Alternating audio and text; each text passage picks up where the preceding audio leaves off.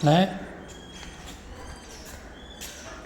அண்ணே சார்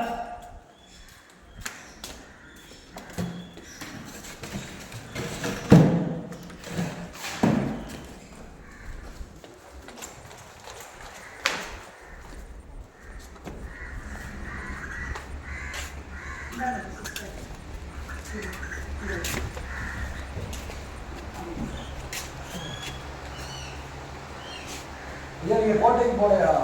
போலியா? அங்கே எல்லாம் நாங்கள் வீட்டுக்கு தாங்கய்யா, போகலையா? சரி 5 மணிக்கு கூட்டிட்டு வருமா? ஓ ஆமாம் போய் அது முடிச்சுட்டு வந்து கூட பார்த்துக்கலாமா? இருக்குமா? என்ன முடிச்சுட்டு அது முடிச்சுட்டு இங்கே இது எத்தனை மணி வரைக்கும் இருக்கணும்? இது முடிஞ்சுதான்.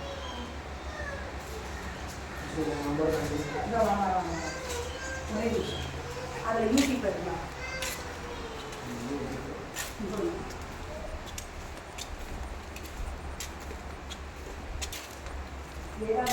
ஓப்பனிங் எத்தனை மணி வரைக்கும்? ஓப்பனிங் டைம் எத்தனை மணி வரைக்கும்? என்னது இப்போ சாப்பிடுவோம் ஏன் போயிட்டு வந்து பார்க்கலாம். இப்பயே பார்த்துருக்கீங்க என்ன ஒரு இந்த குட்டியோட வந்துருக்கீங்களா?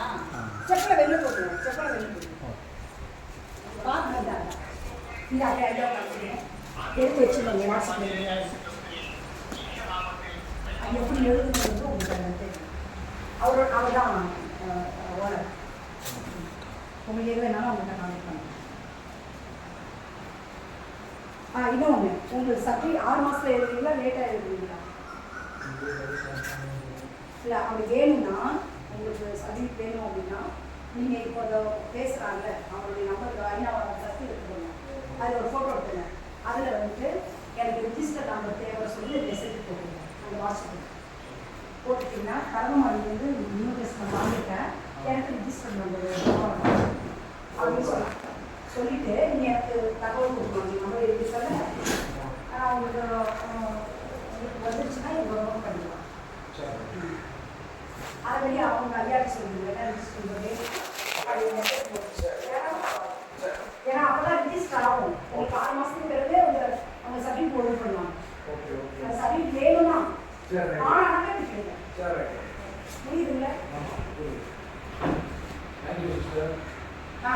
நான் ஃபஸ்ட்டில் இருக்க பாருங்க 9884120603 ஃபஸ்ட் நம்பர் அவர் அந்த ஐயா வரணும். என்னது நீங்கள் வாங்கிட்டு போகல அந்த தேதியிலேருந்து இப்போ நீங்கள் வாங்கிட்டு இல்லை பெற இந்த எழுதிருக்கீங்களா இந்த டேட் தான் எங்களுக்கு நீங்கள் நாளையிலேருந்து ஸ்டார்ட் பண்ணுற மாதிரி வேணும்னா சரி வேணும்னா வேண்டாம் அப்படின்னா நீங்கள் எப்போ வேணாலும் எழுதி வச்சுக்கலாம். அது உங்கள் அது 6 மாதத்துல எழுதிடணும். ஒரு நாளைக்கு ஒரு காலம் எழுதிங்கன்னா 6 மாதத்துல எழுதிடணும்.